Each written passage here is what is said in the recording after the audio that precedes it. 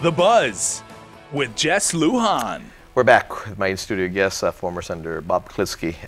Bob, so prior to going to break, I'm confused now. So another piece of document, the correct one now, comes in, right? Well, according to Kristen's little note, the owner of the property, which would be the Archbishop as corporation sole, has agreed that he'll bring in his duplicate certificate of title, right? Which is the one with all the wrong memorials on that Jackie Terlai's had for 3 months. He most graciously consents to do that so that a new certificate can be issued. Then we don't have to go to court. So that just sits there for a while, right? And nothing happens. The next thing that happens is Michael Bora calls out the Attorney General publicly. And he said, you know, in effect, he said, you told me in January, petition the court. Kristen Finney, your assistant, says, don't have to, can do it in office. Which is it? A couple days later, the Attorney General, Elizabeth Barrett Anderson, you know, doesn't put down a page and a half of, you know, legal analysis, parsing the statute, this applies, this doesn't apply, this is what I said, I had my fingers crossed when I said it. Behind my back. So now I'm pulling it back. Nothing. She just says, I'm concurring in what Kristen and the Director of Land Management did. In other words, no going to court. And she also said, the Attorney General said that after my confrontations, shortly thereafter, the lawyer for the property owner approached their office. Now they're always using euphemisms. It's the Director of Land Management asked the Office of Attorney General to do this, that, and the other thing. I wrote back and I said, these are not anthropomorphic entities. Directors ask, lawyers respond. You know, this thing about a department asking. But that's we just got more of that. Approached our office, so we don't know if the lawyer for the property approached the chief cook and bottle washer or the Attorney General's the office herself. It was the office, right? And it's confusing to me too, Bob, because over the course of this RMS and properties, and I mean, I know the Archbishop had sought the advice, I guess, or the opinion of I think once earlier of a off-island, I think it was a Colorado firm, to get their opinion as well. So when they say the lawyer for the owner of the property, as in the Archdiocese, who is representing the Archdiocese? Well, that was another puzzle, because there isn't a single piece of paper in this whole thing except signatures in logbooks, etc., of Jackie Terlahi. The only reason that I know, or at least I think I know, that lawyer was Jackie Terlahi, because of the game of musical chairs we played with Kristen. I've got to sit down with Jackie Terlahi. Because I did a sunshine request on Michael Bora for every paper that had a lawyer's name on it. He just took me to the logbook for signing out for certificate. And I asked him, I said, that's it? And you never saw a piece of paper with Jackie Terlahi's name on it? No, I never did. Never did. So there was an apparent attempt to suppress that name right along with the department and the office and et cetera, You can avoid a lot of accountability if you never mention anybody's name, right? So the system that, although antiquated, you say the certificate of titles, the antiquatedness of that basically, and reliance on that, the system that we put in place to correct it or to solidify ownership and all that, again, has been, as you're putting it, and what we're saying in the course of this, has been greatly compromised. Completely. When a classified employee named Andrew Santos has the ability to create the havoc with these land titles that he has created, then the system is completely invalid, because anybody who feels like it. Now, I don't know if this was misfeasance, malfeasance, nonfeasance, etc. I don't know if he did this. You know, in the beginning I thought, boy, this guy really doesn't know what he's doing. But then later I thought, boy, maybe this guy really knows what he's doing. It's hard to say.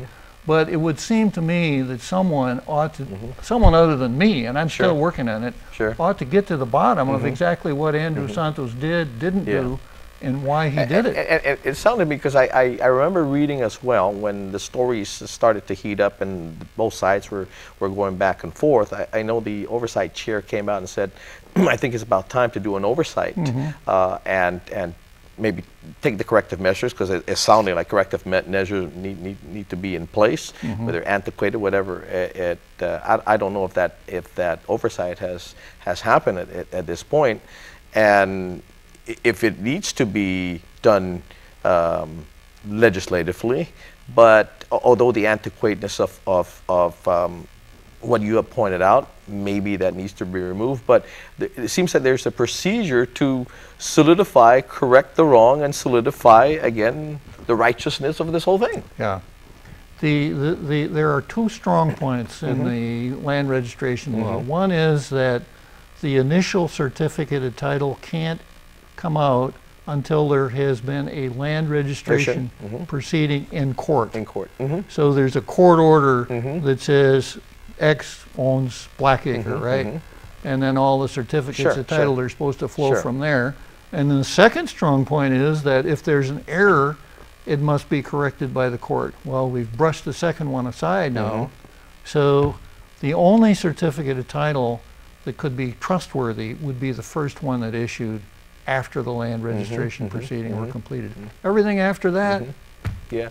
Well, but in this, when we go back to, again, the beginning of this whole thing, going back to even the donors and the Archbishop going back to trying to say, hey, can you redo this? Here's my form letter, sign off on this. Can we? I guess if you put all this together, you know, when you start attaching the dots, it's almost, and I'm just saying, it almost.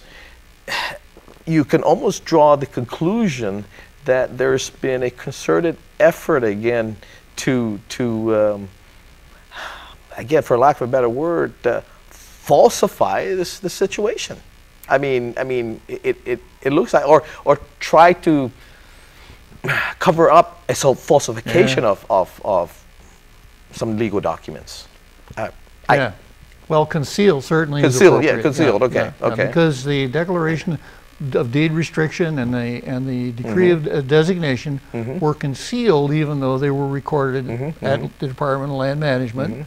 The existence of the Declaration of Deed Restriction was concealed in that Umatuna of November 29, which published a picture of a certificate of title where it was missing. The fact that it is missing, you could chalk that up to an error or a deliberate attempt to conceal what was really going on. That would go to at least Andrew Santos and anyone who was working with Andrew Santos, and it just keeps on going right on down the line. Well, Bob, you know, I think because of the goings-on and the back and forth and corrective measures were not, different documentations, and it sounds that, again, the remedies, as easy as they can be had, that a remedy is not going to come up anytime soon other than, again, going before a judge. I agree. I'm working on a couple of papers that I haven't turned loose yet, one of which is a petition pursuant to the Organic Act. The Organic Act allows a citizen to petition a government official for redress of grievance. And I'm working on one, and one of the things that I'm requesting is that every single certificate of title upon which the name Andrew Santos appears in any capacity must be audited. And if it's incorrect, then appropriate measures be taken, and the person who has relied on that certificate of title should be put back in a position that he had a right to rely on being in when he started that procedure. Second thing is maybe we just do away with the whole thing. Third thing is keep Andrew Santos out of the land record section.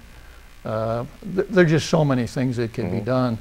Right on up to the Director of Land Management, Michael Bora, did not cover himself with glory here. The Attorney General of Guam seemed to not want to get involved, seemed to abdicate to her assistant when she concurred with Kristen Finney's resolution of the conflict, even though Kristen Finney's advice was the opposite of Elizabeth Barrett Anderson's advice. So there's an awful lot of work that needs to be done to bring back credibility to that whole land registration process, which at the beginning of last week's program, I opined is really the basis of our commerce here. And as much as we spoke last week and even in this week, trying to get clarification and even more understanding, the more this doesn't pass the smell test. Exactly, exactly. Bob, I got to take a break. Sure. Be right back.